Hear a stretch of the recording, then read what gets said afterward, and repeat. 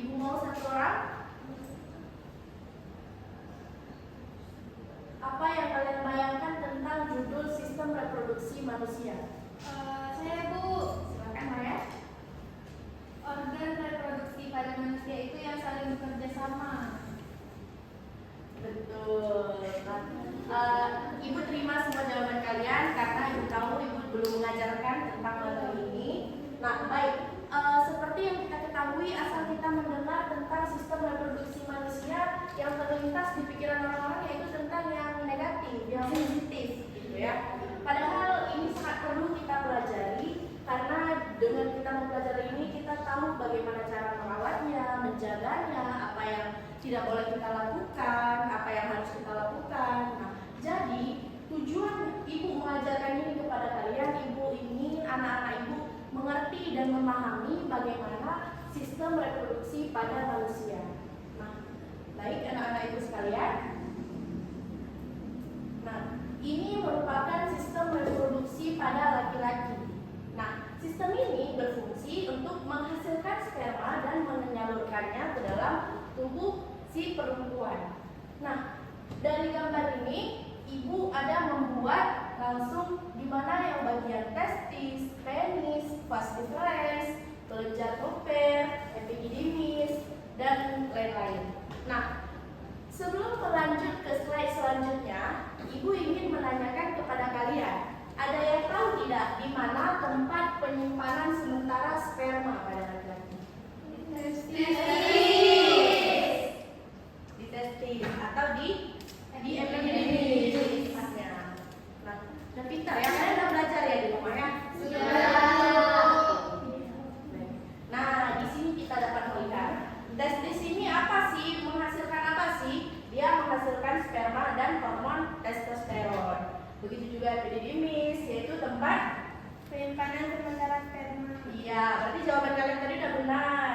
Nah, ada kelenjar aksesoris, dia berfungsi sebagai tempat kelenjar prostat, vesicula seminalis, dan kelenjar koper yang menghasilkan cairan untuk menunjang kehidupan sperma. Nah, selanjutnya ada vas deferens. Nah, vas deferens ini merupakan saluran yang membawa sperma dari epididymis ke uretra. Nah, ada uretra, saluran yang berfungsi untuk mengeluarkan sperma dan urin. Nah, ada penis. Penis ini berfungsi untuk organ kopulasi yang berfungsi untuk memasukkan sperma ke dalam tubuh perempuan. Nah, untuk slide ini ada pertanyaan anak-anak Ibu? Tidak. Baik, kita lanjut dulu ya. Nah, selanjutnya ada sistem reproduksi perempuan. Di sini juga Ibu sudah menampilkan gambar beserta bagian-bagiannya. Nah, ini berfungsi untuk apa? Untuk menghasilkan sel telur, tempat terjadinya fertilisasi dan perkembangan embrio.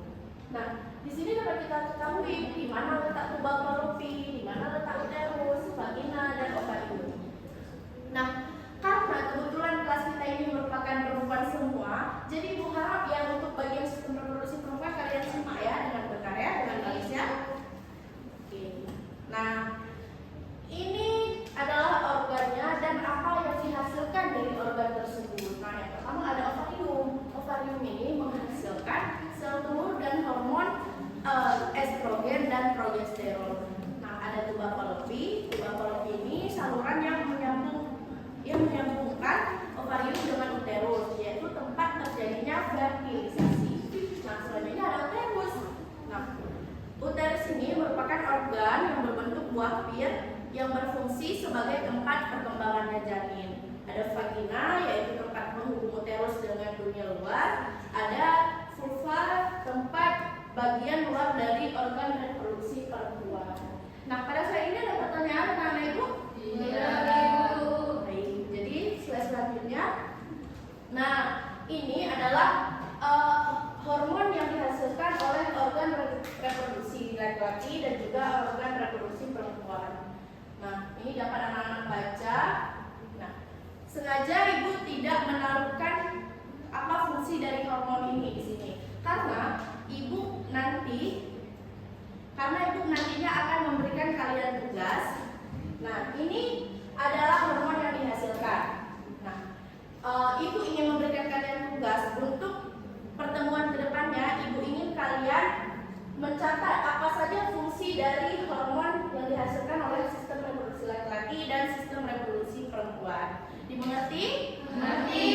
Oke, baik. Itu tadi adalah materi pertama kita. Karena untuk materi ini kita ada 3 pertemuan. Nah, ini adalah pertemuan yang pertama.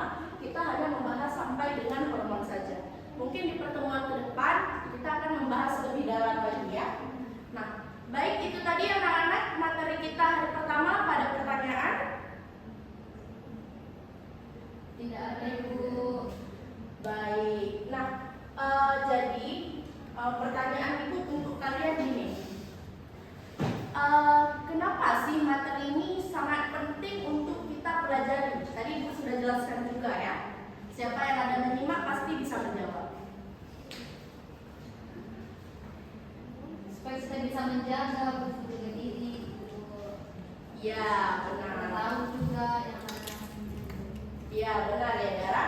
Jadi materi ini sangat penting kita pelajari supaya kita bisa menjaga diri, menjaga kebersihan diri. Karena dengan sistem reproduksi ini kita yang fungsinya sangat kompleks ya, yang fungsinya ya untuk menghasilkan keturunan. Kalau kita tidak menjaga sistem reproduksi kita rusak, maka keturunan kita tidak terus